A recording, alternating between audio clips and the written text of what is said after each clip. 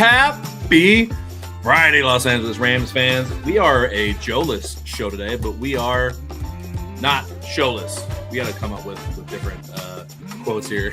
Both horns. And yes, you are hearing that correctly. If you missed out on yesterday's broadcast, this is the Both Horns broadcast featuring myself, Tuna, normally my other half, Sheriff Joe Bags, but he is out for the day.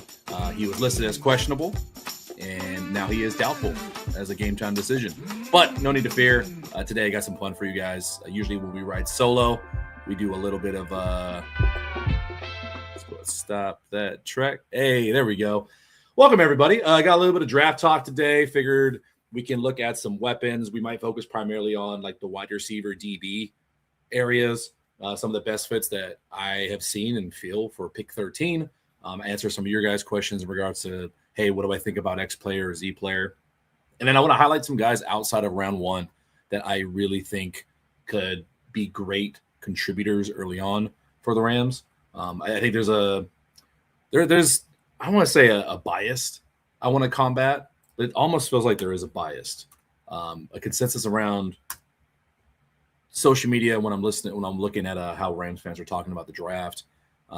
They feel like they get so fixated on just round one that they forget, there's contributors in the other 6 rounds as well.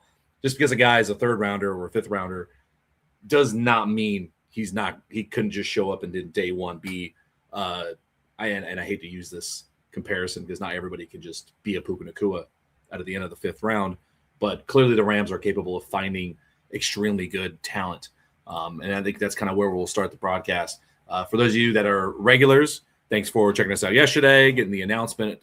And then you guys know that you had homework. So those of you that did show up and brought homework, hopefully there's enough of you guys that remembered. We can figure out who's got the best PFP and do a little giveaway at the end of the episode. But I do want to look at one thing. Draft 2025.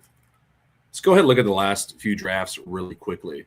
Daddy G says he's here so he doesn't get fined. My good sir, I love you. Hello, how's it going? A little bit of a slower show today. We're gonna do some draft stuff, but it's always slow when we don't have Joe Bags here to bounce off each other's mindsets and our thoughts and our deepest fears. But what I'm gonna do, let's look at the last 2 or 3 seasons just really quickly. Get a reminder of how this team does draft. And kind of a reminder to ourselves that there are more guys that can show up and ball the fuck out outside of the 1st round. Let's do this. Finally, a day off. Did you the whole day off, Daddy G? There we go. I mean, I don't really like that. You need to get your ass back to work. Boom, boom. All righty. So last year, obviously, this isn't like breaking news or anything. You guys know who they drafted. Terrence Ferguson, 2nd round, tight end. A little bit slow start to start the season. Had to get acclimated. I think it was more of a blocking situation for him. He knew – I don't think it had to do with like the route running or his ability to catch the ball or get open or anything, because even early on, like he was getting open and he looked fast, but he looked indecisive in a lot of run blocking fits. And I think that's where the complication is for tight ends in McVay's offense. Is it's a lot of shit that they got to get down all the time. Josiah Stewart, I think a lot of fans undervalue how he looked, especially at the back end of the season.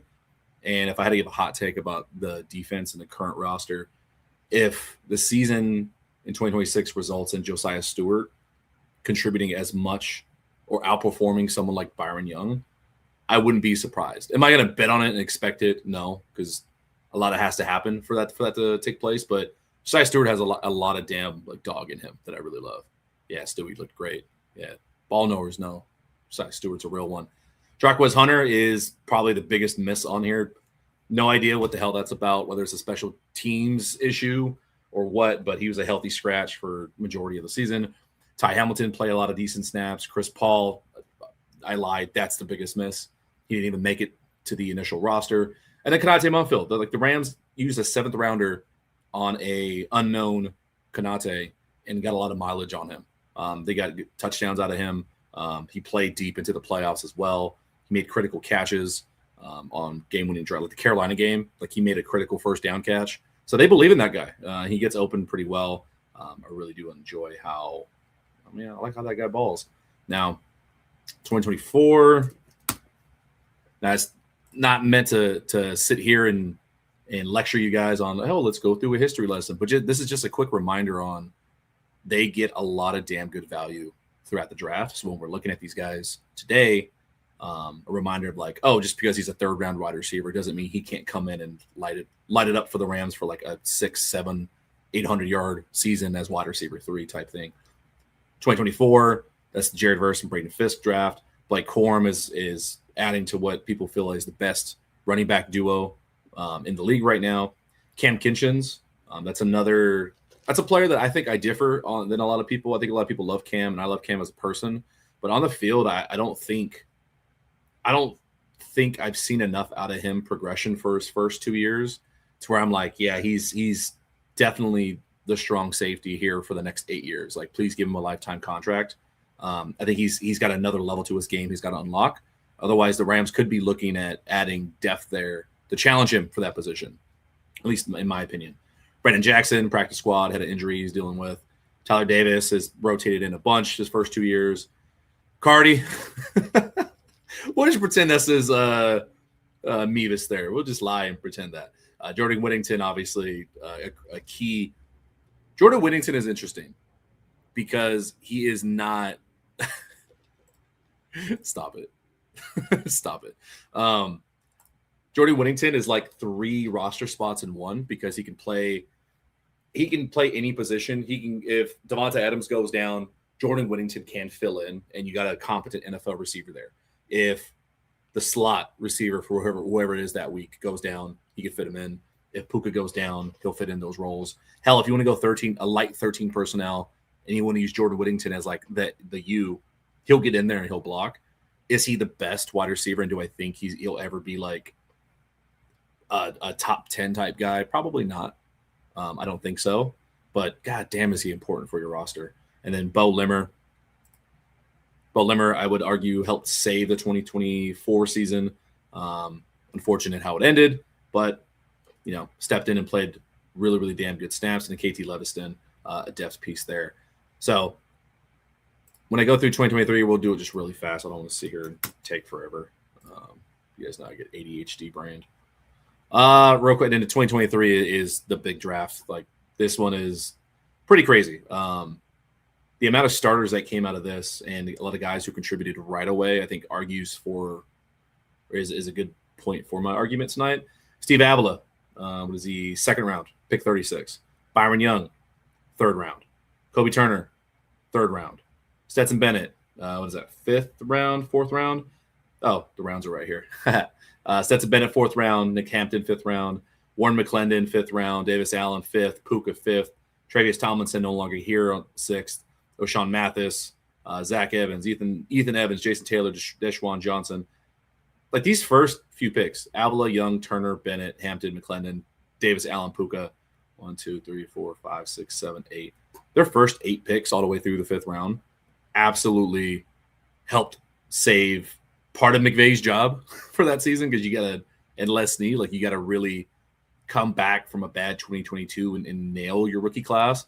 And they did, because all these guys, like Steve Avila is due for a decent contract. Byron Young might make $100 million this year. Kobe Turner is going to get a big contract. He'll be like top 10 paid in his position.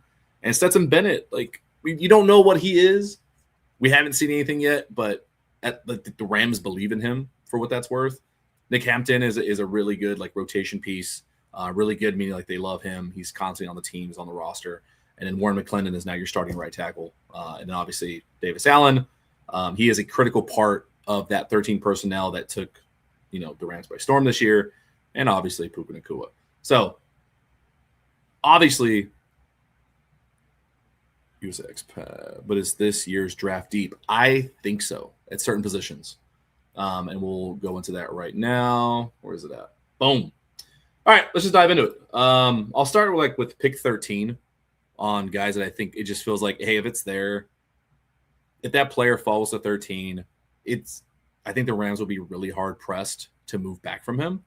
And the first one's Jamad McCoy. Tonight we're going to focus on like the defensive back, defender, and wide receiver position, like the skill guys, just because I need a little bit more time on the tackles, and I don't think that's a critical spot for this conversation.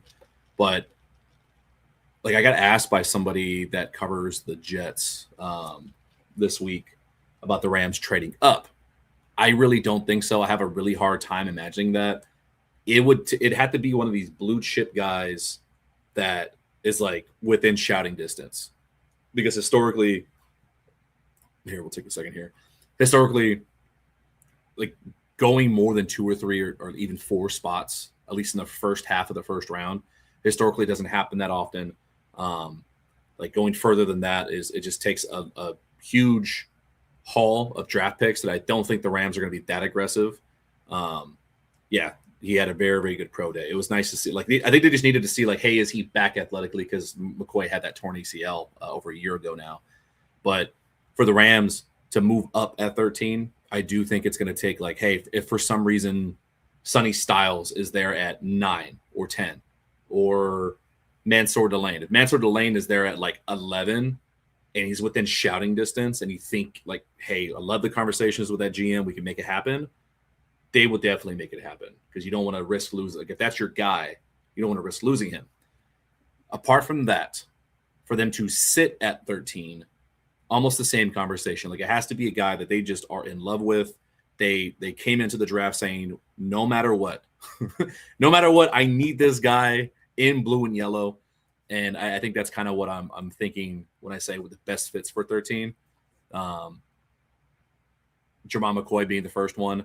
I started getting a little hesitant on him because I hadn't really seen news on the injury, the ACL that happened in January 2025. So a year and 3 months now. Seems to be completely healed. Heard nothing but really, really good things about this guy. If he was healthy, had a normal year, I think he would be consensus number 1. I think he's got a slight edge over Mansour Delane because of length in certain areas. Yeah, and Snead's phone will be ringing for 13, and that's the next part of tonight's conversation, because I think that's the most likely thing. I have a hard time imagining them not trading back. Hell, even for McCoy, in every big board I've looked at, the different sites I've used for mock drafts, McCoy is landing anywhere from like 12 to 15, 16. So there's a situation where the Rams could trade back 2 spots to Tampa, pick up an extra 3rd or 4th, and still get McCoy. Still get who they feel is the number 1 corner in the draft, right? Whether that's him or Delane. But I just think Jermon McCoy, even if you are worried about his injury list, over a year removed from an ACL, that is plenty of time for an NFL player. And even if he needs some warming up, some acclimating, like, hey, he needs OTAs, he needs the preseason. He needs like the first 4 to 5 weeks to ramp up and get back into like his groove. The Rams are the perfect spot for a player like McCoy to do that, because they got Peters, they got McDuffie. There's not a need for McCoy to come in and be, hey, you need to be that guy. You need to lock down the number 1 receiver right away. There's no need for that. He's a luxury. You want best player available. Jermon McCoy, like very much so, could be the best player available. He could be a future All-Pro, multi-time All-Pro. And I think what won me over is somebody made a comparison to Derek Stingley Jr. situation a few years ago. He missed a good part of his final year because of injury. Some people were worried. Look how that turned out. I don't think an ACL is no longer looked at the same as it used to like a decade ago. Hell, even Achilles tears, like Jason Tatum in the NBA came back in less than 9 months, 10 months from a Achilles tear. So, and he's balling out at a all NBA level already. So yeah, these injuries are just going by quickly for these guys in the rehab situation. But Jermon McCoy, I think you can take him at 13, and I think it's a brilliant pick, at least based on all the mock drafts for what that's worth. You can even see a situation, like I said, where they trade back 2 or 3 spots and possibly still get him. Damn good player. Love McCoy, man. Another one, personal favorite for a lot of LA Rams fans here, Mekhi Lemon. It's not even the right. See, I love when I got these typos for you guys. So the conversation has gotten really weird around Mekhi Lemon, and we've talked about it on here already before. I know his combine interviews, the mass one with everybody in the big scary room and all the bright lights. It was weird, and you get those funny photos of him looking seductively into the camera. I mean, Blitnikoff winner. I don't know what more you want from a guy to look like, hey, he's gonna show up in the NFL and probably play really damn well, fast, catches the ball, gets open all the time, productive. I don't know. And he's from right here. Like he played at USC, played at a big school. Like there's not a lot of like bad things to say about him, but you know how it is come draft season. Everyone's got to make a point. Everyone's got to be a contrarian. I don't understand it at all. Tribe, what's up, Tribe? He says we just used our first pick with Ferguson last year. God, I hope they don't take another tight end at 13. I do not want Sadiq at 13. I don't think it makes sense. And USA Expat says he had to pick between Lemon and Sadiq. I'd go Lemon because the things that people claim that Sadiq can do, like I'm sure that'll be great for a good team. Like I see a lot of Harold Fannin in him, a lot of David Njoku in him. Like I see that athleticism, that receiving aspect from him. I don't see, like, if you want those things out of like, hey, he's a good blocker, he runs great routes, you can just get one of the best wide receivers. Like I don't know why people are trying to force this narrative of like, hey, McVay wants a project tight end to fit 13, 14 personnel. They've got 4 tight ends that they love. Like unless they're going to move off of one, I really don't. I don't see it. And Emmanuel, this is one area that I think a lot of people are critiquing the fact he's 5'11". He's not a 13 pick. I think the side stuff is overrated, especially for the role that he's going to play in. Very similar to what I was saying for Jamal McCoy, because Mekhi Lemon's not going to walk into a situation in LA where, all right, man, here's the keys. You are wide receiver 1. Learn every position because you're the guy. You have to get 80 to 90 targets this year. Otherwise, we're going to lose every game this season. That's not the situation he's running in. He's going to play a lot of slot. He's going to play a lot of flanker. He's going to step in for Puka Nacua, like if he ever goes down for any reason. There's little things here and there that he does similar. Like he plays a lot more physical than you think at 5'11". There are times where the exception for height, I think, really doesn't matter, to be honest. Mekhi Lemon being one of them is because he's 5'11". I don't really care. I've got plenty of tape of him going up over the top on guys. Pause on that. But it's a valid criticism. I think 99% of the time for a lot of guys. In the case of someone like Mekhi Lemon, when these guys are so damn good at football, it's like the who's the guy right now? The arm length. Is it Ruben Bain? Yeah, Ruben Bain, because he's got short arms. I mean, I don't really like that's cool, and we'll monitor it. Like if maybe he needs to change something else in his career, but when a guy is so fucking good, like I don't really care how long his arms are. Similar situation here. Manuel says he'll always be a 3. What if he's the best 3 in the NFL? I mean, for the Rams in their situation right now, like you plug in a wide receiver 3 that's just automatic. I mean, he gets Devontae and Puka both open more. That's pretty damn good. Some people feel he needs a bigger wide receiver. Arguments can be made, but I got another receiver right after we talk about Mansour Delane. Nothing that I've said about Jamal McCoy can't be said about Mansour Delane. If McCoy had been healthy this season and he had 2025 tape, we'd be sitting here having conversations on who really is DB1. Is it Delane? Is it McCoy?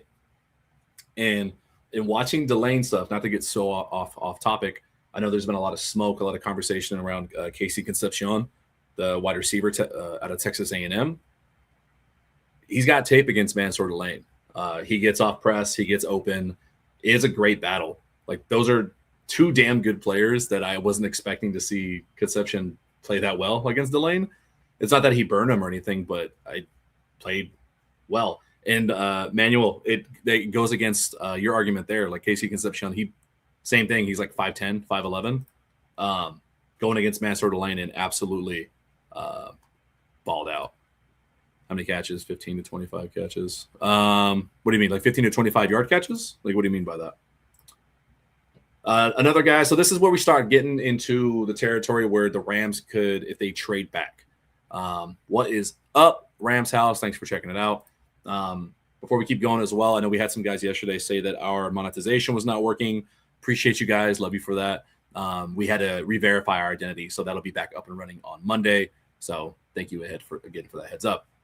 Now, when it comes to Colton Hood, this is a situation where he's not a top 15 guy. Not to say he's not top 15 talent, but he's going to be available closer to 20 than he is to 1. So this is a situation where if the Rams do trade back and really want to get the most value out of the draft, add some picks in the back end on day 2, day 3, but really want to address the secondary still as well, then Colton Hood is a damn good guy. And I think Tennessee got robbed this year with the McCoy injury because they had 2 top 25 guys on the perimeter. Like they had one of the best 1-2 combos. It is phenomenal. Scouts all said no comparison between McCoy and Hood. Did they really? Did I miss that? What did they say between McCoy and Hood? Like in regards to one being better than the other? They're very different games. I think McCoy is more natural of a DB. Like you watch him play, you see a lot of that Jalen Ramsey type like attitude. Like he's kind of a dick when he's playing DB, and it's really fun to watch. Colton Hood seems a little bit more buttoned up about it. Like he'll talk his talk, but doesn't seem to be the overly vocal one. Yeah. Moody says he's out and about. Glad you're here, sir. Just wanted to submit his PFP for the contest. If you missed that at the beginning, we asked you guys, especially the regulars, show us your best profile picture. We want to have a little vote and a little giveaway later after the show for whoever's got the best profile picture. We've got some good ones up in here. But let's see. Rams House with the question. Sean McVay took over as head coach right now for the Jets. How many games do they win this year? And how long would it take for them to make the playoffs? So AFC East, you got the Bills, Dolphins, and Patriots. Man, I mean, you're walking into one situation where you're like the NFC West and over to the AFC East, where the weakest team there is the Dolphins. If McVay took over the Jets, you're dealing with Josh Allen every year. Those are going to be battles. You're dealing with the Patriots who were just in the Super Bowl. Another tough division. I could see by year 2, depending on who his GM is, he could make the playoffs. How many games do they win?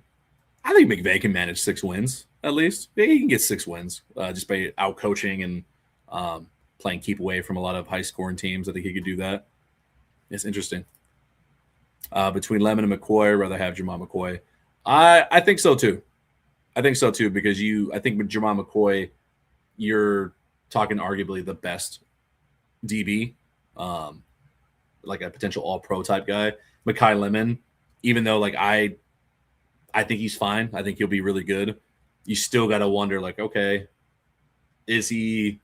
I don't know. With wide receivers, it's tricky, man. Like as much as I went to bat for him, now you start thinking like, okay, he's not the biggest guy, so how physical can he be? How long can he sustain that success? So we'll see. Both Colton Hood, he looked really good at his not the combine? What's that game they played? Not the Alumni Bowl. They were in Mobile. Forgot what it was. But a lot of his one-on-ones with some of the other guys that are going into the NFL draft. There's a lot of tape on one-on-ones with him there. Looks pretty good. Colton Hood's going to go in the first round. I see it as a good fit. Another situation where, hey, you don't have to be the guy, and then go ahead and go learn to play perimeter with a guy like Peters, which would be really damn good for him. Still in the trade back situation for guys that want a little bit bigger of a wide receiver. Is he 6'5"? No. I think he's like 6 foot and some change, over 200 pounds. He is Deebo Samuel if he ran better routes. The maneuverability of Omar Cooper Jr., the clutch catches, ability to play slot and outside. There was a narrative someone was trying to start a few weeks ago that he was just a slot merchant. Completely nonsense. You watch the game. Like his Penn State catch is ridiculous. That just kind of shows his elevation, his body control, his hands. And then in the biggest moment to win the game in Penn State, pretty spectacular. And obviously Indiana was a national champions. His story with all the NIL stuff, with all the transfers, it's rare you see a guy be so good that stayed at the same school despite coaching changes, especially with a school like Indiana. He's born and raised from Indianapolis and stayed through the Cignetti transfer. And you put on the tape for this guy, give him a short catch. If you want somebody to come in and be a wide receiver 3, play more of the slot in their first year or two, boom. And he's not small. So you got that as well. And then as he develops, as you start using him in other packages throughout the season, you know that he can play on the outside. Manuel with a really good question, because that is Omar Cooper Jr.'s teammate in Indiana, Elijah Surratt. Elijah Surratt feels like you'll put him on it depends what team he goes to. If you put him on like the Titans, you put him on the Jets, a team that's going to have like a backup quarterback or a young quarterback, he'll be trustworthy because he knows how to get open. He's a good zone reader. He's a big body, strong guy, so he'll win some man press coverage situations. I just don't think he's as refined as a route runner. And I hate when I talk like a fucking draft nerd. I hate that so much. Like, I'm not a coach.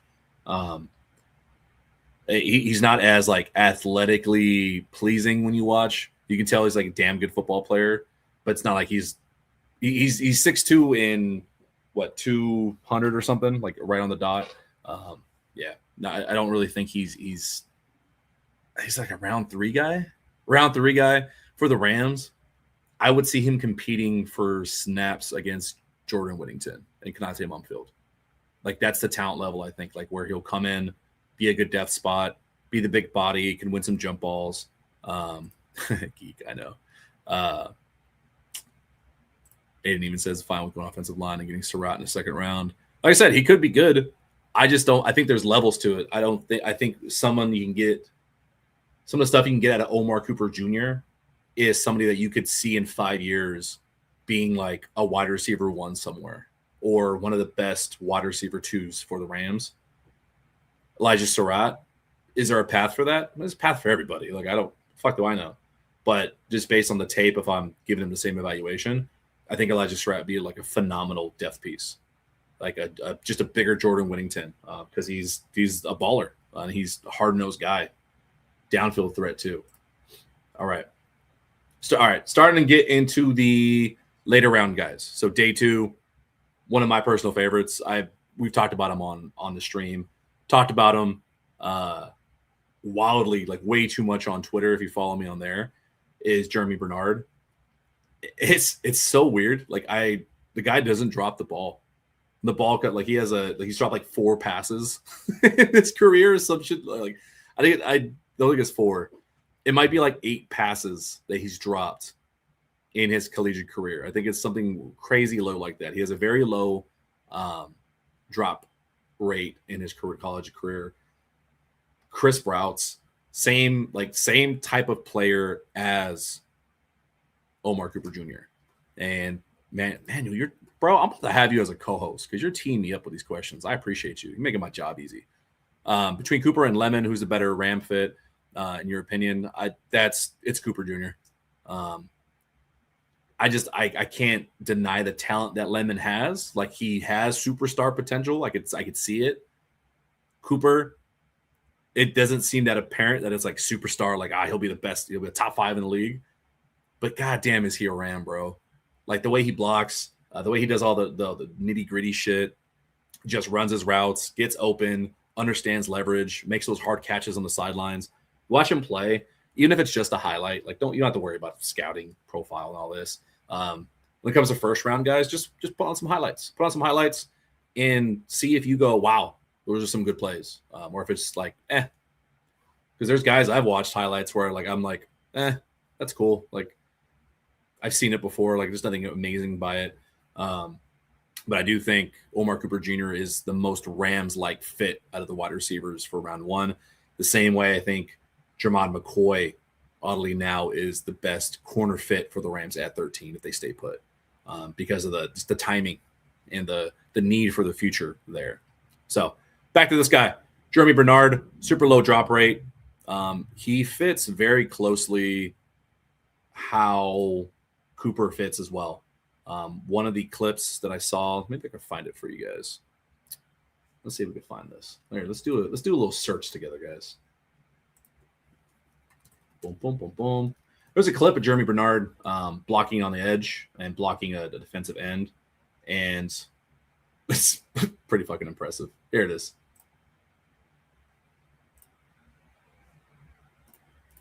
Here he is, left side, going to block down on, I believe is that Zion Young? I don't think it's Zion Young.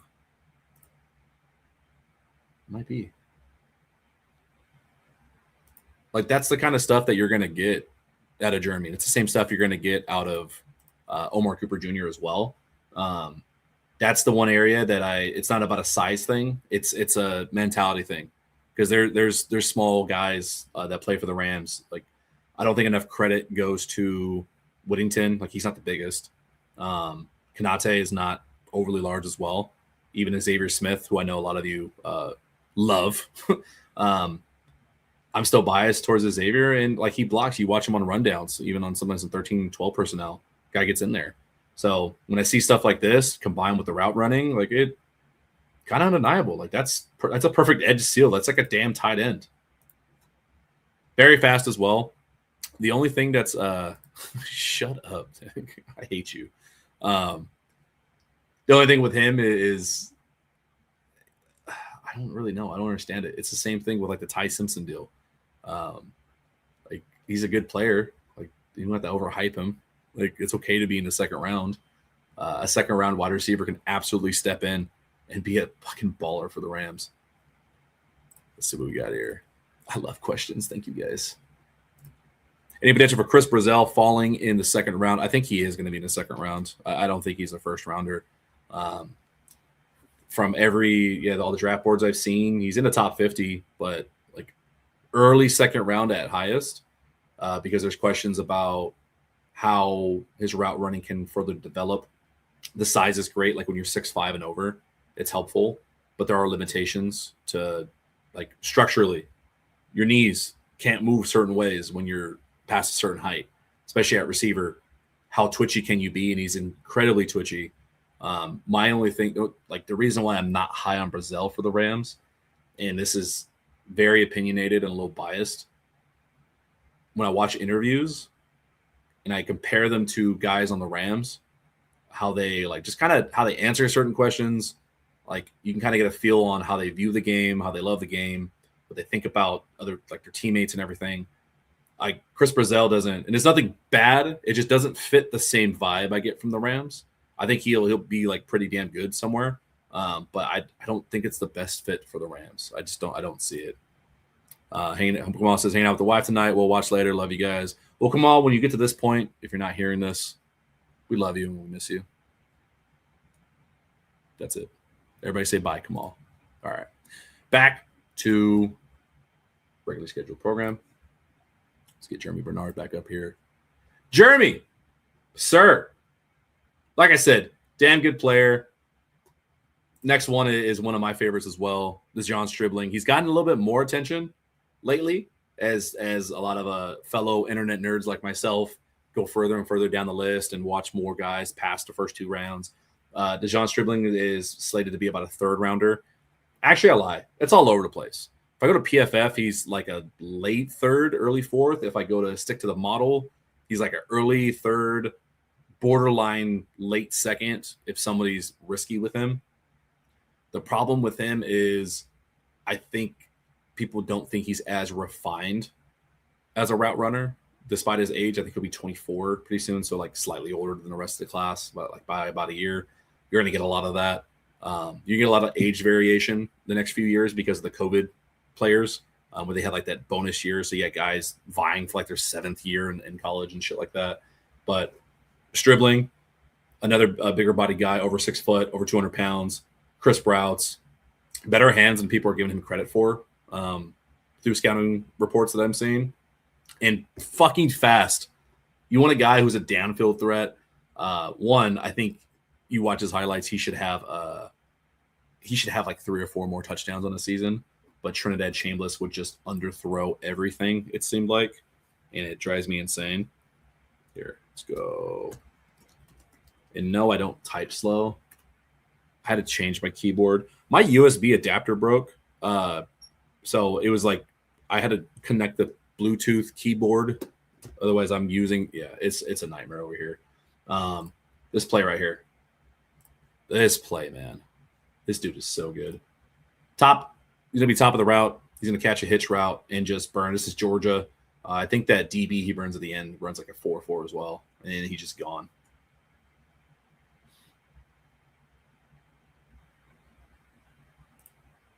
The part that was so impressive with this one is the angle that the safety had is not like it's not a bad angle. I just don't think he was expecting Stribling to turn on the Jets like that. You gonna play? Here we go. Yeah, 20.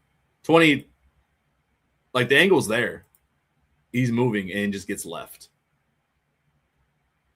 Wildly impressive. I know he runs a sub 4.4 and plays faster than that. Let's see if we can find another decent play from him. Hey, here's some good stuff. His vertical routes I'm very impressed with. Vertical and his in-breaking routes, which you know that the Rams love to run. Good body control. Good release. Physical when he doesn't get wide open. Yeah. Like I'm in love with this guy. I can't not take this guy in mock drafts for the Rams. Even if you do take a wide receiver early, I mean, if you just want to revamp the back end of the wide receiver room and you want to change what the future looks like because you're worried about the Puka stuff, then absolutely just go get that guy. DeJon Stribling. And I swear to God, like I said, watching his highlights, he's got a bunch of vertical routes where he's open by like 5 yards. And then you watching the ball come in, and then now Stribling has to back up, and it's a jump ball or it's a contested catch. When he's already left the defender, he's open by 5 yards. But Trinidad Chambliss, I don't know. I think he's got the arm strength for it. I like Trinidad. Like I'm actually rooting for him. I'm a fan of his and his story. But I swear to God, he's got the Jalen Hurts deep ball where it just balloons. It's the Russell Wilson deep ball where it's going to go 800 miles in the air. But where Russell Wilson's would also go 65 yards downfield, Trinidad's is stopping at 40, and it's an incredibly annoying moon ball when you're watching DeJon Stribling highlights. But the last caveat is what has been selling me is because of how often the Rams use those 10 to 15 to 20 yard in breaking routes, which I think Manuel was asking about earlier. I didn't forget about it. I just didn't know the answer to it, Manuel. Sorry about that, man. But it's not just that they run it and they do it well.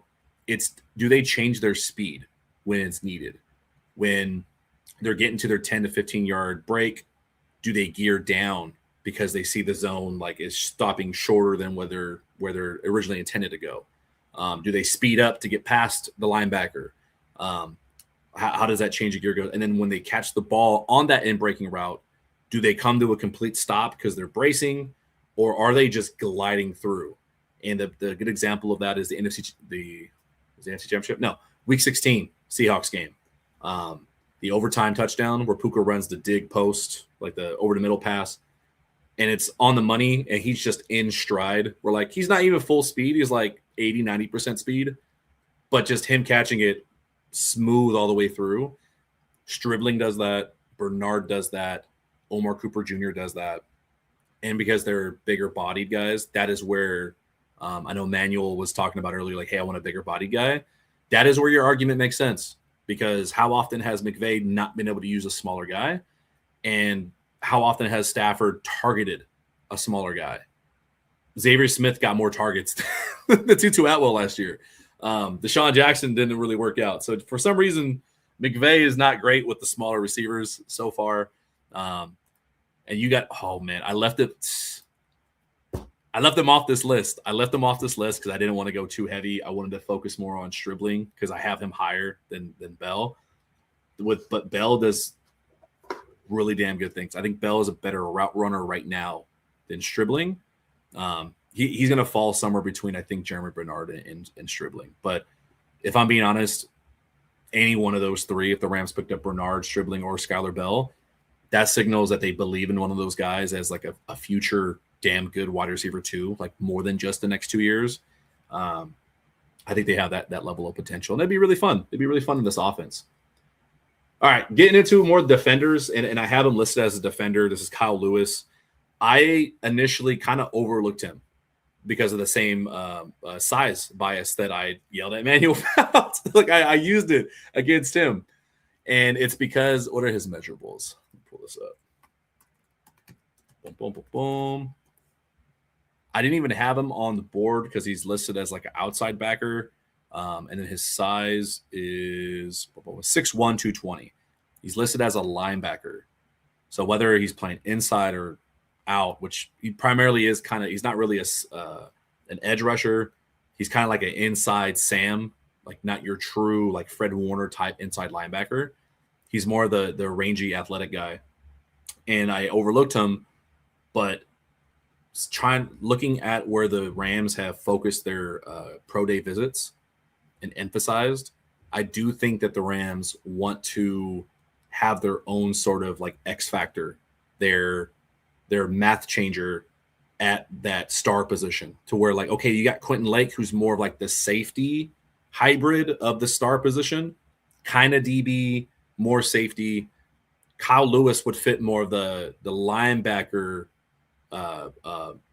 majority of that. He's like more linebacker playing that slot position because he's fast as hell.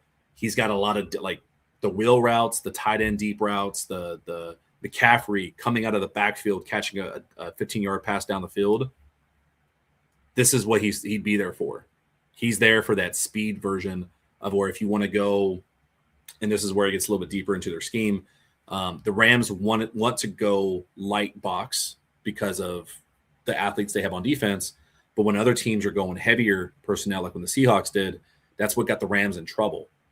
They had to throw an extra linebacker out there, Omar Spates, and that's where you get the Omar Spates, the low light of him getting shook in the gap by Kenneth Walker and bounced outside. Kyle Lewis would be that athletic piece where he can plug in as a dime linebacker, but he's not a linebacker. He's kind of DB. He's kind of safety. He's just defender. He's just a do-it-all guy. He's got a nose for the ball, flies downfield, just everywhere. And that's what I love about him. Like, I don't give a fuck what your title is. Are you really fucking good at football, and will you help win games? And I think Kyle Lewis absolutely is that. I'm loving him. I don't care about the size, 6'1". He's just that good at football, it looks like. USX by Puka would block him all day in camp. It'd be some battles. Don't let the size fool you, bro. He's thick. Pause. Kind of like Alex Barron. That's a great comp. Somebody tried saying Derek Brooks. I don't think quite Derek Brooks. Taking it back like 2 decades. But yeah, Alex Barron, I can see that a little bit. D'Angelo Pons. I love Pons. Pons is fucking good at football, man. I love that guy.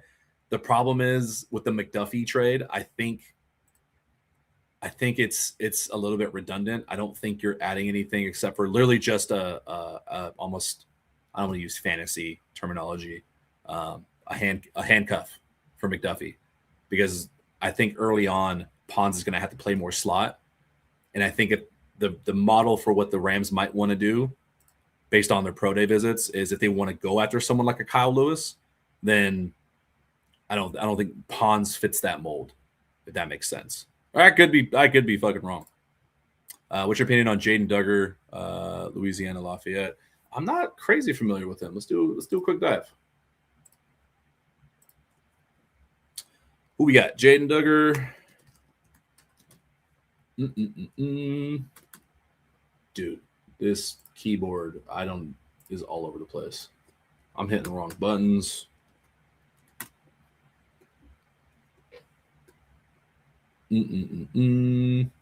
Oh, safety. Okay.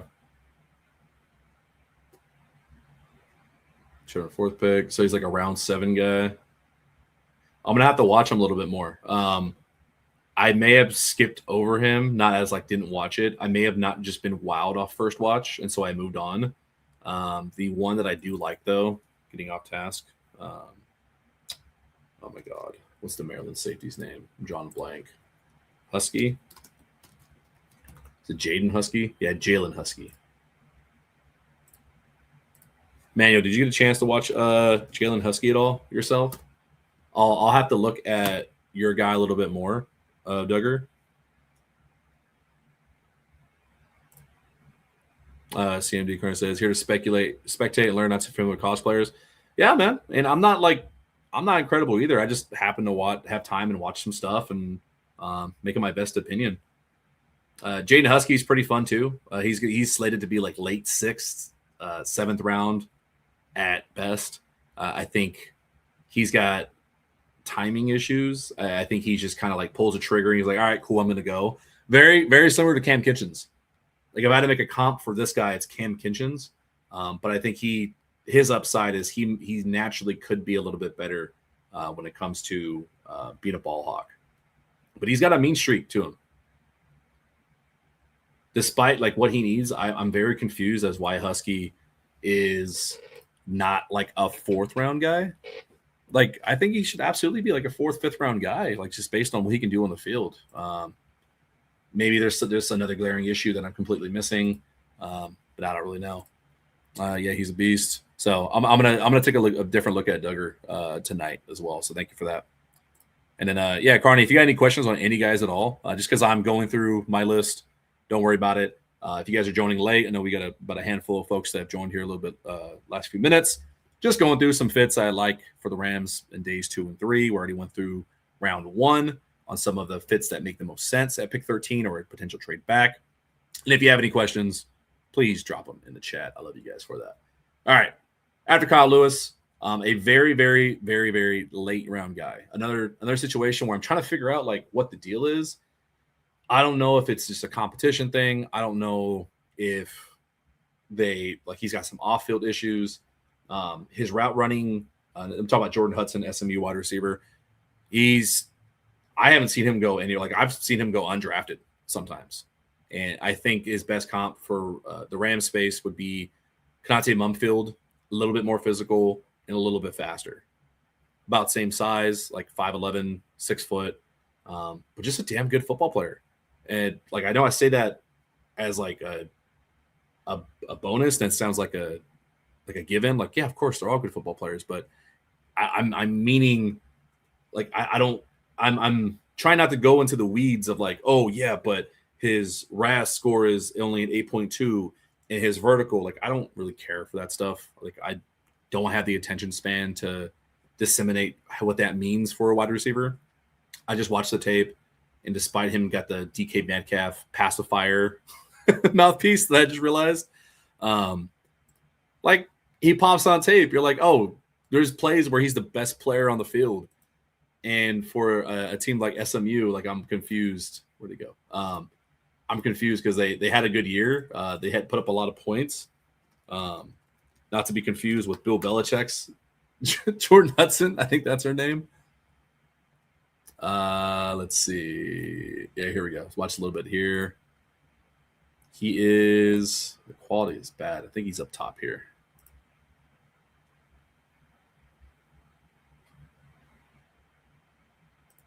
Yeah, route there. Just a clean little break. Sits in the zone, reads it. Good catch. It's the same play. God, the Twitter video sharing has been horrendous for me lately. While this buffers, Manuel asked, do you see the Rams drafting edge later rounds? Bro, I got crucified for a mock draft I did a few weeks ago where I had the Rams trade back into the early 20s. I think they traded with like the Steelers or the Browns, like 21 or 24. And I had them draft Cassius Howell.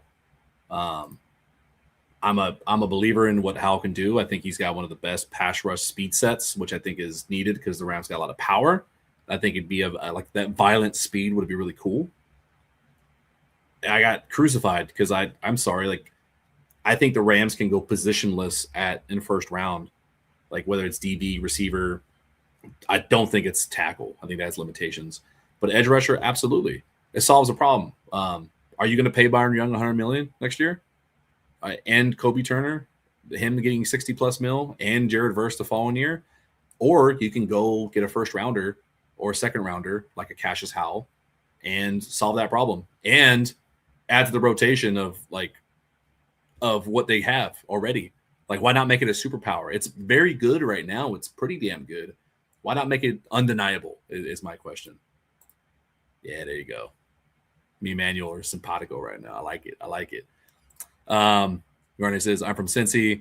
What do you think about Bearcats, Jake Alday? We'll talk about him. Yeah, actually, we'll talk about him right after this. We can break down the difference between some of those day 2 defenders, because I know there's a lot of smoke. I know we talked about Kyle Lewis.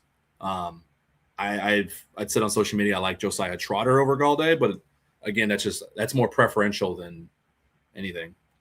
Takes the screens, very shifty. Again, this is Jordan Hudson from SMU.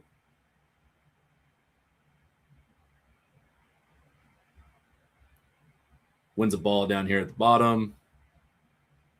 I hate when the highlights don't show before like where the player is lined up at. So that's going to be him down here at the bottom.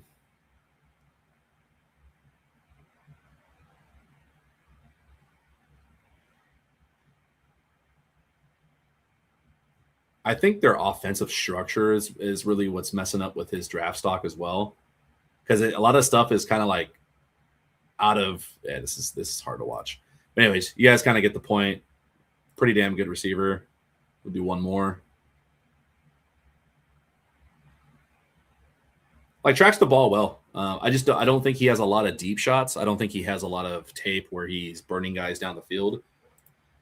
It's a situation where I don't know SMU well enough to understand if it's a limitation on his end or a limitation created because of the way the system is. The same way of like the same thing applies to the Rams as well. You look at Tutu Atwell, that situation, everyone has their personal feelings and people are upset that he got paid so much. One, I mean, if you got offered a lot of money to not really work that much, I'm pretty sure you would accept it too for your job. But also, like, that's McVay's fault. McVay made the decision to not utilize him a certain way. Whether he was able to do certain things or not, that's still the coach's decision. And the same thing could be said for the college guys, where maybe the offensive coordinator at SMU didn't need him to do certain things, so it makes him look like a worse receiver. I don't think Jordan Hudson is worth a 7th rounder. I think he should go earlier. But he's got a lot of damn skill, and if he comes to a team like the Rams, he would give, at the very least, for his draft position, late 6th, early 7th, he would give Konate, Jordan Whittington, Xavier Smith a challenge for wide receiver 4, wide receiver 5. And that sounds like, man, why are we talking about that shit? That shit matters. Because when Devontae goes down and someone's going to line up in 13 personnel that's not Puka Nacua, you want him to be at least decent. Like, Konate Mumfield has his limitations. Xavier Smith has his limitations. Like, you need these guys to constantly be challenged, especially with Robert Woods coming in. Like somebody mentioned earlier, bro. So there's going to be a wide receiver taken in this draft by the Rams that surprises a lot of fucking people. Versus Howell in the same field. We'll come back to that. Let me start that. And then, all right. Mudeep's still here. Okay. If we can get a good wide receiver in the 6th, why take one at 13? Well, what's the wide receiver room right now? You got Puka, Devontae. Devontae is on his last year, right? Xavier Smith. Past those two, their spots are not secured. Xavier Smith, Jordan Whittington, and Konate Mumfield. They're expendable. Everyone's expendable.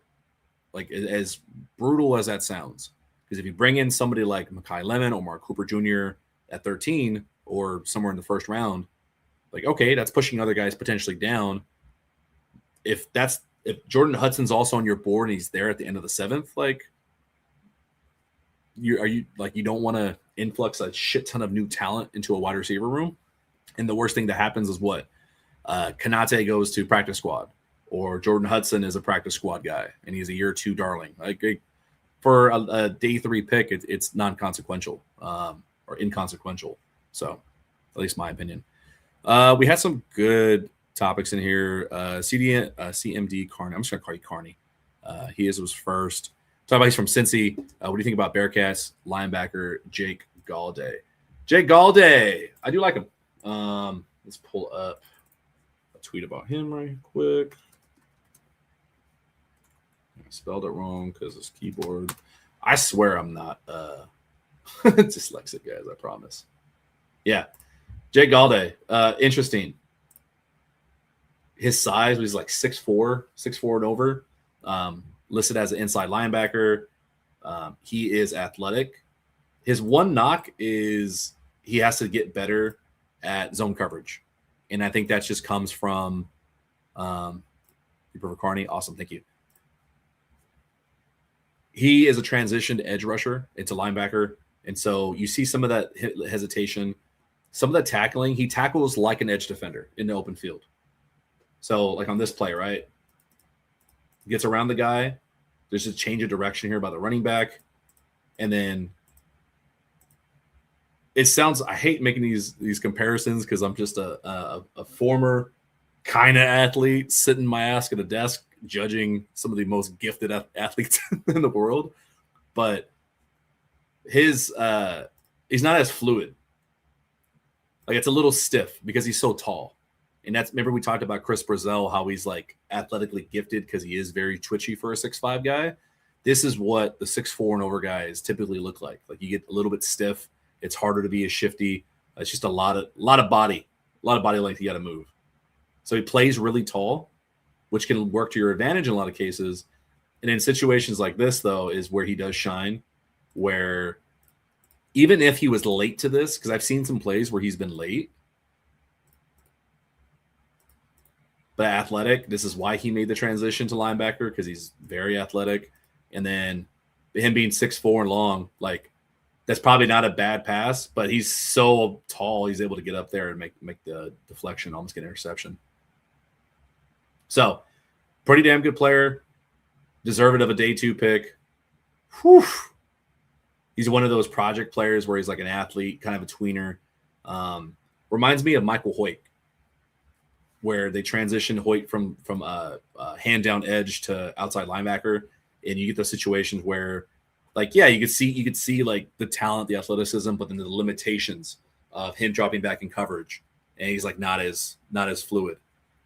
Connor Barwin, like, I like that. What was my comparison? The reason why I'm okay with an edge early on, and we'll get to your topic, Manuel, of the Howell situation, is I think Jared Verse might be like Brandon Graham. I know a lot of fans are hoping he's going to be like the A1. You watch Myles Garrett, Micah Parsons, and it's like just the best player on the field at all times and unblockable. Jared Verse is blockable. Like he doesn't have the same build, he doesn't have the same skill set as them, but he kind of reminds me of Brandon Graham, where he's going to be very fucking good for a long time. Great run stopper, ultimate power player, but he's not going to be the speed rusher. He'll have spurts where he looks like he's unstoppable, but not like that's not his. He's not he's not Myles Garrett. That's all I'm saying. So if you can go get, known as Jared Verse, okay, know who's the homer now. But I think it's okay to want to pair somebody with a Jared Verse. And Cassius Howell, that's the one that I've been high on. I actually had a conversation with a Seahawks fan who was a very big draft expert, seemingly on Twitter. Like, he kind of knows his stuff. So we'll see. Let's go through this right here. Boom. Some Cassius Howell stuff. His game is more speed. They're going to call him small because he's like 6'2", 6'3", like 245. Mind you, I think Byron Young is 6'3", 255. So you're just going to ask a rookie to come in and probably add about 10 pounds in his first 2 years. But relentless, speedy, gets after the guys, gets after the pass. I think it's a change-up mix. Even if they use a late first rounder on him, like if they trade back and go get him, his one area of need of fix is because of his size, because of the weight. And this is where the arm length conversation comes in. Even though this is technically a good rep for him because he got a deflection, this is what you see a lot of him getting kind of held up. Like once they get their arms on, their hands on him on the shoulder pads, he may not have the initial strength right now to just bully his way through and set the edge in rushes. He can set an edge. It's not like he's bad, but for a first round guy, they want to see him improve. I think with coaching, he'll probably be a little bit better. Texas A&M just constantly has really talented edge rushers coming out of their school. And I think if they just get with the right coaching in the NFL, they can transition like Myles Garrett, like just being fucking good at everything. Not to say he's Myles Garrett, but my point is Myles is good at everything. But no, I really like Cassius Howell. That's Jeremiah Love right there. Good stood up. Great spin move. Just violent. When I'm watching the edge rushers, I think because of what we see from the Rams' current defensive line is everything's violent. Everything's chaotic.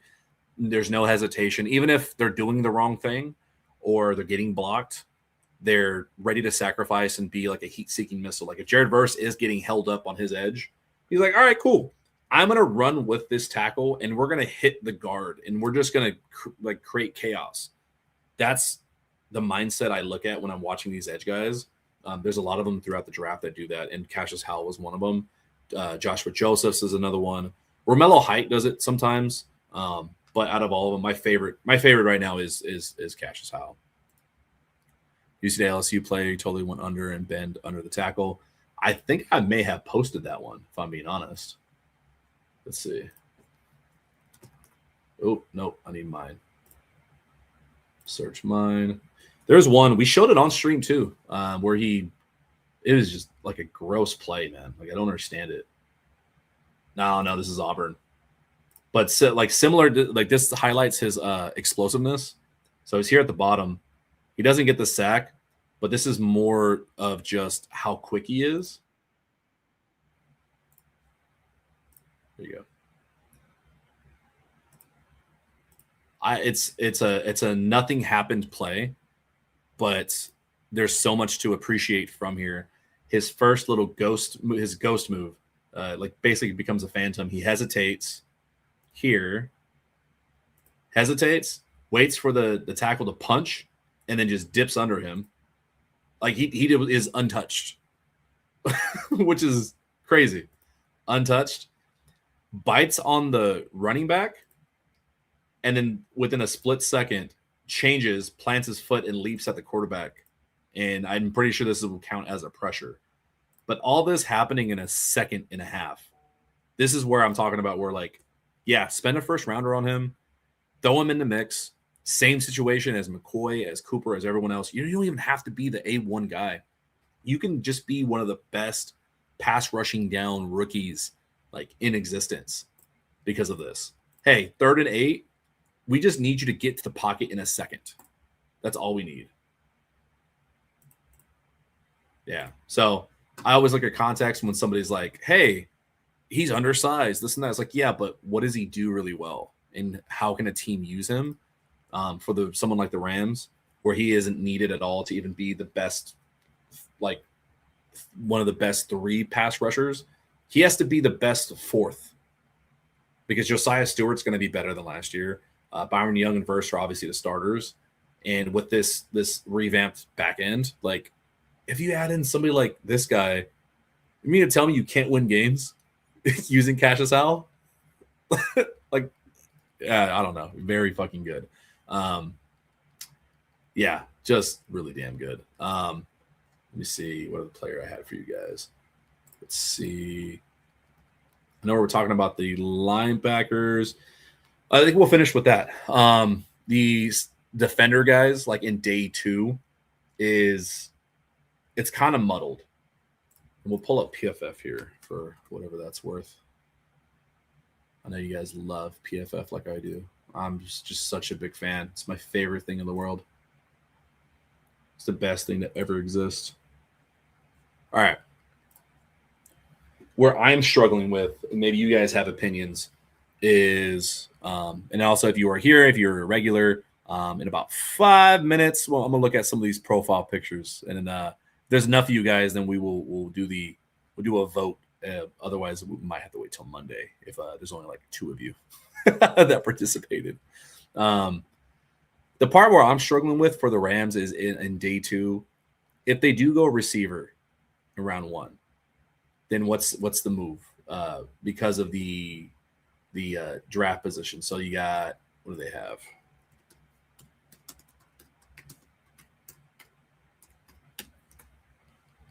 Boom.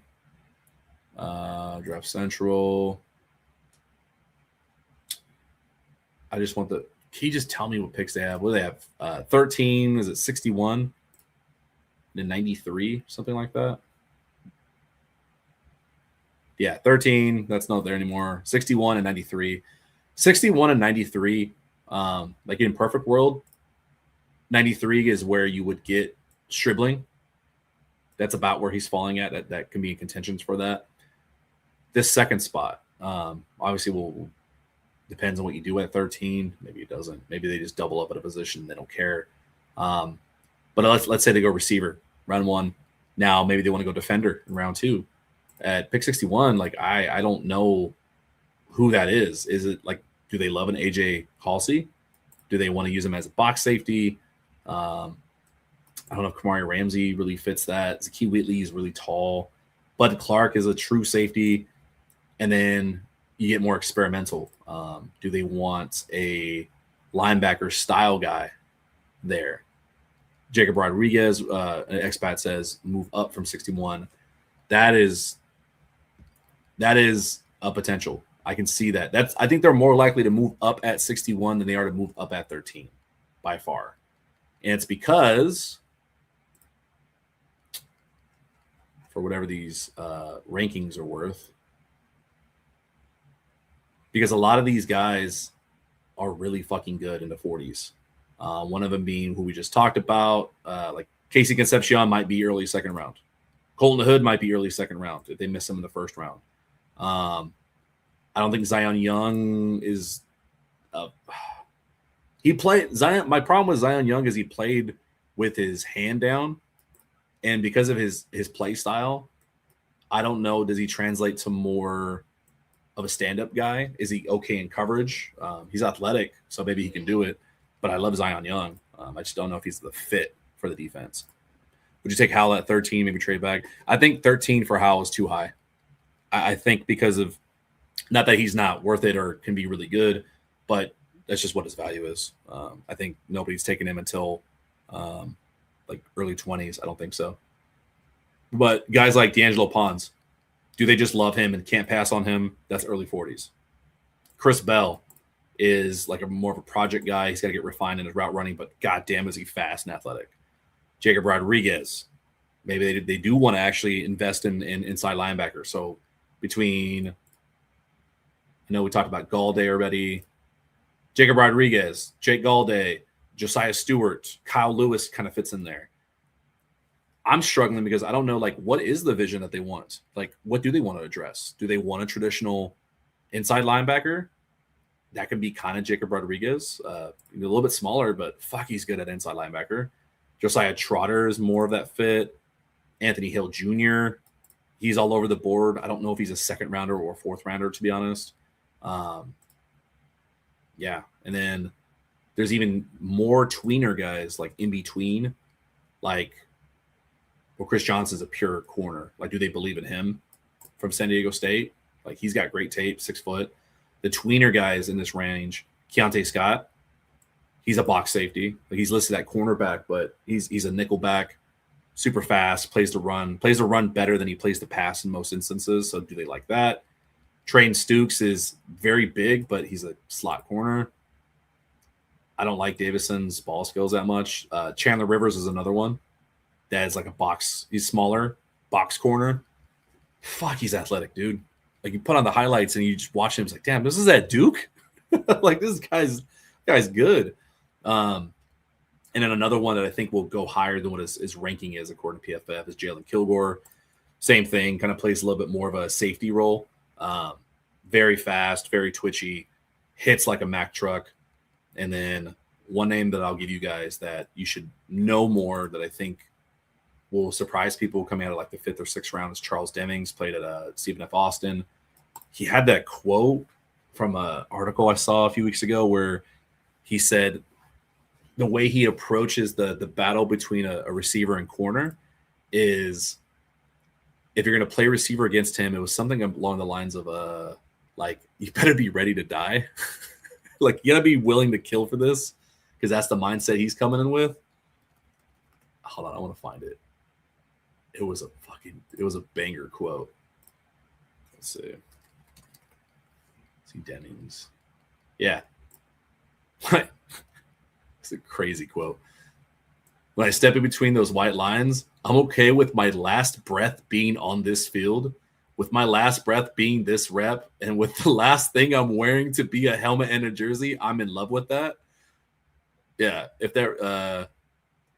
that receiver isn't okay with this being the last thing he ever does in his life, with this being the last breath he ever takes, if he isn't okay with that, then he hasn't won that rep.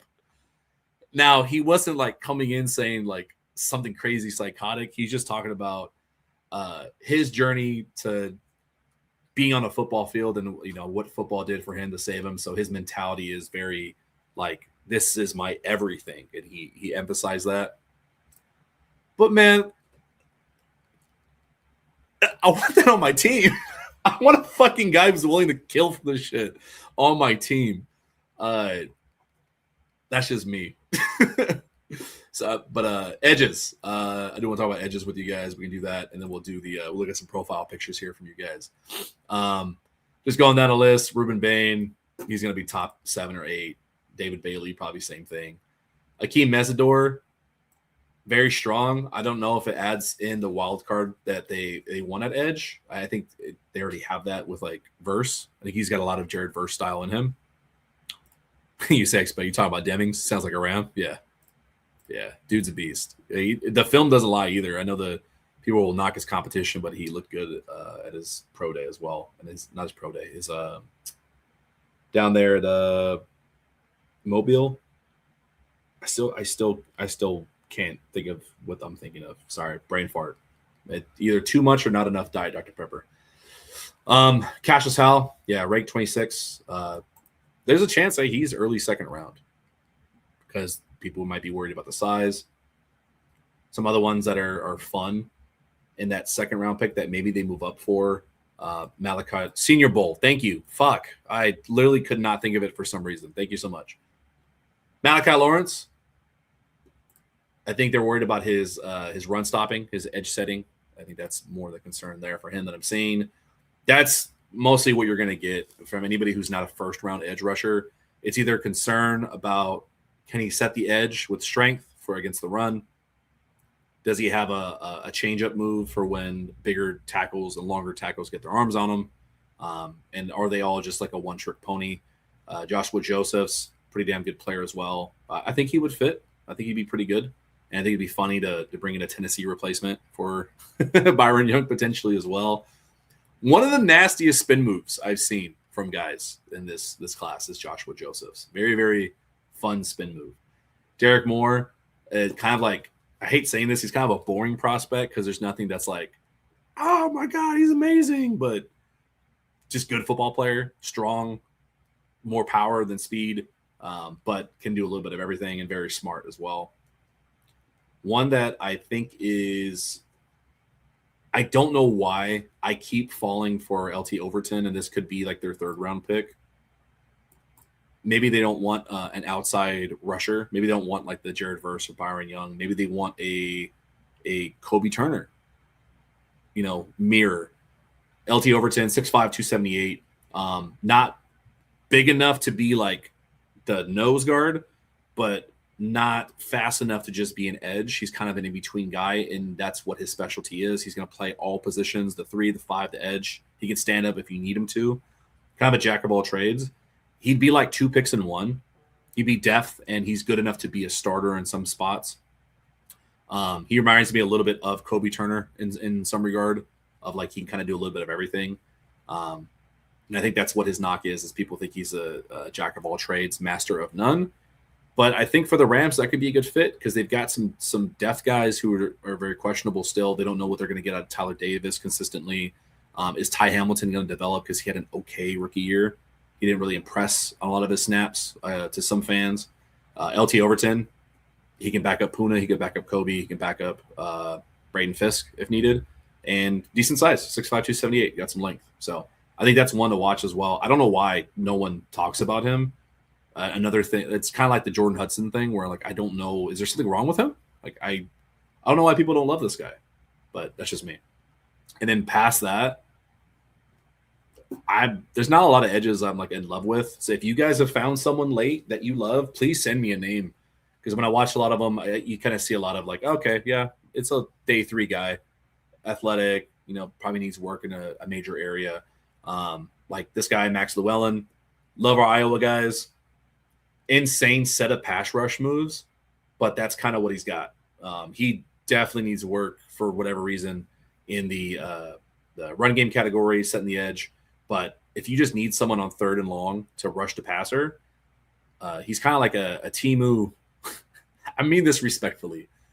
He's like a Timu Max Crosby. Big ass white guy, long, kind of like a condor, just can get after the quarterback. And he like has legitimate pass rush moves. Like you watch his hand placement, you watch his spin, his rips. Very, very polished, but it's the run people are worried about. If that is just a system thing and he ends up being good, like Max Llewellyn could be really, really a steal for somebody. Daddy G says Dylan Tucker. Dylan Tucker. Is that that's not Western Michigan, is it? Did I pass him already? Dylan Tucker. You can't team anyone. Too disrespectful. Utah State. You're gonna make me look at an Aggie, bro. Come on, man. I'm joking. We love our small school guys. As a Sacramento State alum, I'm excited for some action this year. He's not even on PFF, bro. Is he? He had listed as something else. Yeah, guys, not to be Tucker. Oh, I know exactly. I know why you're bringing him up. Yeah. Okay. I got you. I catch what you're putting down, bro. It's because his family, isn't it? Oh man. I'm not even seeing anything on here, man. Daddy G, I might need you to send me like if you can find some clips of him, if he's got some stuff on Twitter or Instagram, send it to me because I want to highlight small school guys, especially if they're family. Like hell yeah, like let's show them some love. But I'm not seeing anything right off the bat. Just like our guys that we've interviewed, those are finally. Oh my god, small detour. We've done 5 interviews with rookies. We've had Louisville left tackle, a Houston DB, 2 quarterbacks from HBCU, and then we've had I think the highest rated prospect of who we've talked about, who we've talked to, is Eric Hunter, Morgan State linebacker. I had an issue with StreamYard. We lost the interviews. I didn't download them right away. It's my fault. Went to go edit a studio here and lost them all. Was able to recover 3 of the 5, and I lost the 2 quarterback ones. So now that I finally got them, I can finally release them. Like I legit thought I had to redo all of our interviews, and I felt so stupid about it because it was a human error. So fortunately, we got them back. First one does finally come out tomorrow morning. Jesus, man, like 2 weeks after because of technical difficulties. So sorry about that, guys. What happened to Fresno State prospects? I don't think they really have any this year. That kind of happens with some of these smaller schools. You search by school. Doesn't let you, huh? Out this way. What are they in? Big Sky? No. Mountain West? Damn. Nothing. Logan Fano, Edge, Utah. I think he's slated for what? 7th right now?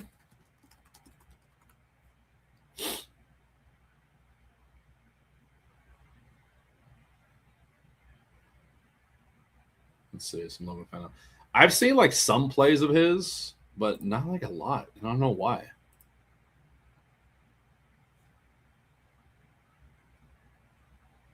Got some Kyle Van Noy vibes. So that's a decent edge. Okay.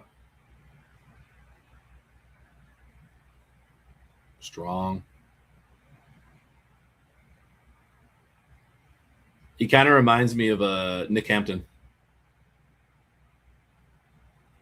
And that's the thing too, is I hate sometimes we look at players like, is this guy going to be a superstar? Not everyone's meant to be a superstar. Oh my God. I didn't even have this on the page. I'm so sorry, guys. I was sitting here watching it without y'all. My bad. Yeah, Logan Fano. Edge for Utah. Here he is right here. Set some decent edges. He does kind of remind me of Nick Hampton.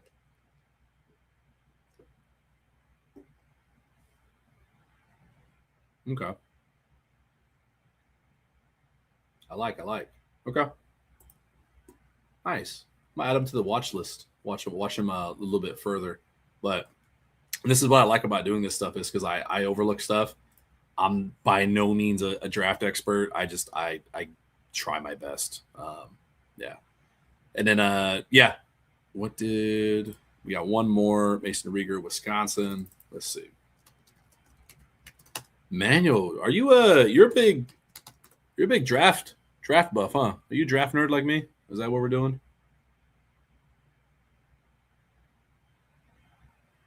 I think I have watched this guy.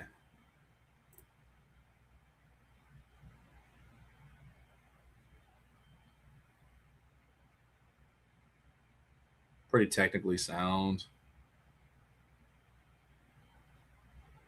Oof, violent.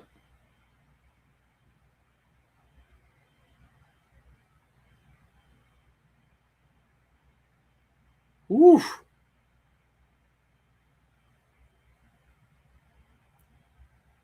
Okay. Manuel the educator. I've noticed one thing, especially when I watch the Big Ten guys. Why is it every fucking defender I watch, Luke Altmaier is getting his ass whipped? I swear, every Big Ten guy I've watched, and some non-Big Ten that just happen to play Illinois, it's always Luke. Did Luke Altmaier get sacked like 80 times this year? I swear to God, he got. Let me see. Luke Altmaier. I swear, every defender's highlights, like there's a significant part where they've got a great play against Luke Altmaier.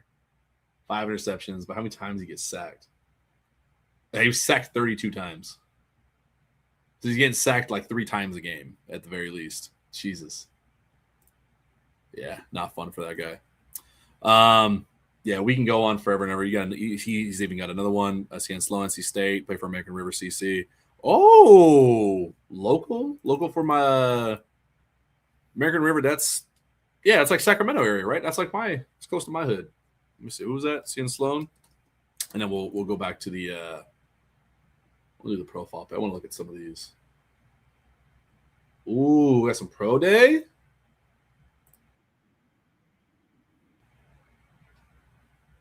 Ooh, kind of violent.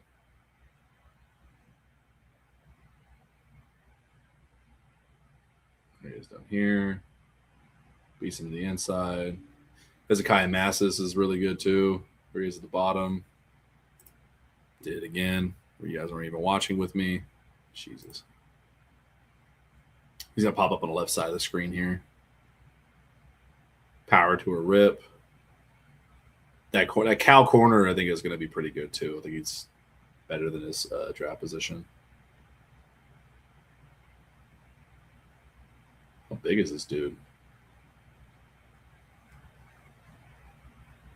Right side here. Sets an edge, rips. I mean, those are some pretty damn good reps, and that's down at the Senior Bowl too. 6'3", 230. That's probably kind of why.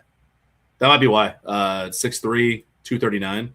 So I think what they're looking for is like 250 plus. I think that's like, if you're gonna be like 6'3", they want you at least 250. So a lot of these guys who are under 250, even if they are super quick, they're probably going to be having to add in like 10 pounds in their first year or so. Yes, me to watch college football all day Saturday. Trying to get better. I'm trying to get better. I did watch a lot more this last season than I did previous years because I knew the offseason I wanted to at least be able to talk about this shit at least a little bit. But yeah, I hope this was somewhat informative to some of y'all. Sorry for the Canva look here, but based on some of these guys that we really like. Was there one that you guys are in love with? If you are joining late, you're just seeing early, went through first round guys, everyone that we love, some late days 2 and 3 receivers and DBs and kind of box safety guys. Next will be tackles, as USA Expat mentioned here. Where did he bring that up? Even Carney said, with having some retired, we think we need depth at our right tackle. Yes. So the next group that we'll go through will be tackles, or at least linemen, offensive linemen. I've got a short list already of guys I like, but I'm trying to expand it to not be biased because there's guys I like just on first watch, and I want to go through revisions and see, like, okay, what am I missing? Am I being biased in anything? But it's an area that I'm trying to be better at with that. And then we had a question. Daddy G says, my wife wants to know why Tuna, the name. First of all, I have a girlfriend, so that's an inappropriate question. Anyways, it's my last name. My last name is De Luna. I played football once upon a time at a high school. I went to Humboldt State, redshirted as a quarterback, played a little bit of JUCO ball after that. And everywhere I went after high school, they just called me Tuna because it rhymed with De Luna. That's it. The Office was getting popular, so Jim's nickname, Big Tuna, it just kind of got popular. And once it's your gamer tag with your friends, that's just all. Your friends call each other gamer tags sometimes. So kind of embraced it. First and Tuna just seemed like a corny name, and I loved it. And here we are. Sometimes my own mother calls me Tuna when she's referring me to football stuff to other people. So that's fun. All right. As promised, I want to look at some of these profile pictures. What I do want to do, actually, even if we select a winner on Monday, I want to look at some of these profile pictures because some of you guys pick some great shit. Some of you, like Manuel was just got like really cool, although his own like self-generated ram's horn. And then you got some people like, let's see, where's he at? Where's Muad'Dib's at? Muad'Dib, you in here still? I'm trying to find one of your damn comments. There he is.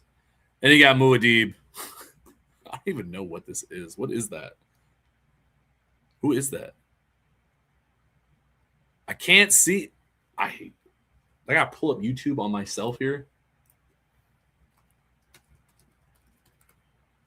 Let me see. What you got? I don't think Muad'Dib's here anymore, guys. Boom. Yeah, I cannot tell what that is. Can somebody help me out here? I am kind of stupid. Let's see. We'll be screenshot it. Ha! I did it. Is that bad? But who is that? Muad'Dib looks like he went to Humble. Yeah, I can't figure out. Let's see. Because all I got is a blurry image. This is what I got. Look. I'm trying to see who this is. Is it Bad Bunny?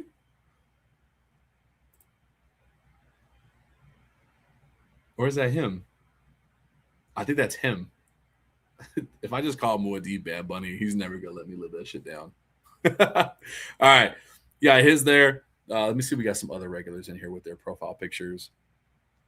Daddy G's got, was that the family? Aw, look at you. So cute. We got, where are my other regulars at?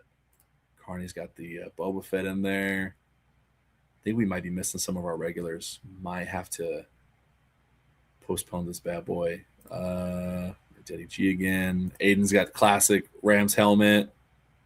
Manuel's is like the sickest looking. It's like the coolest one. Trying to see. Yeah, we're missing some folks in here. We're missing some folks. I know Corn Doggy was going to come in here too. Maybe we do this part Monday. But then we can add a secret rule where if you guys have something related to me in it, I'll be super biased on Monday. That's what we'll do. Preliminary look. All right, some of you got some cool ones. Monday, when Sheriff Joe Bags is back, we'll do a giveaway. We'll judge. We'll critique your guys' profile pictures. if you have something relative to me or you include me in it, I will be extremely biased, and I will push. I will push for you to win. But what we will be giving away, because I got mine on the way, I want you guys to have one too. We talked about it on the stream. Where is that thing at? Is it in my cart? I just show you guys. There it is. Yeah, I actually want to give away one of these. Because since we're all football nerds in here, we talked about the offensive manual. Boom. If you want it, if you don't care, want to wait, it's $30. It's on Amazon. Pretty cool shit, though. We looked at it last time. 2025 Complete Offensive Manual by Bobby Peters. He's got a lot of teams on there. He's got 2025 Washington Commanders, the Bills. You can even get the 2021 Rams. But it's kind of a manual of learning the scheme, learning the terminology, kind of like a nerd's 300-pager on, how the Rams operate on offense. I think it's a pretty cool thing. So we'll give away one of those. Give away a book as part of our book unofficial book club. But it's Friday. We went 30 minutes longer than I thought we would. We still got a handful of folks in here. I appreciate you guys. Thank you for helping us with our transition, by the way, of tuning the Sheriff into both horns. It has been fun working with him and working with y'all. I will be back here Monday with Sheriff Joe Bags. Make sure, come in, change your YouTube profile pictures to something fun, because we're gonna judge them and give away one of these Rams offensive manuals from Bobby Peters for the winner. I think that's all I got for you guys. Yeah, we'll be back Monday. Have a good weekend. Look out for some of that fun content. First one tomorrow morning, debuting at 9 a.m. It is Trevonte Sylvester, left tackle for Louisville, entering the draft, hoping to see where he lands. And we had a one-on-one with him, so look out for that one. But yeah, that's all I got for you guys. Can I go out with some music? Can we play some decent?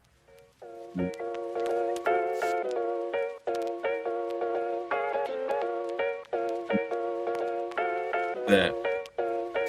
Those of you still in here, what are you doing this weekend? What do you got going on? You got anything fun? I have brunch tomorrow morning. Manual, so we'll see you Monday. I got brunch tomorrow. Hopefully my book gets sent, because I want to start reading this manual, but I don't have an update on order yet. So yeah, like, subscribe, comment, tell me how I'm great or I suck at this, or leave a comment explaining why Joe Bags is missed so greatly. We miss you, Sheriff Joe Bags. I am Tuna from both horns. Ladies and gentlemen, let's get out of here. Ride a Kawasaki. That sounds fun. If you're in LA too, cut through that traffic. Hell yeah. And yeah.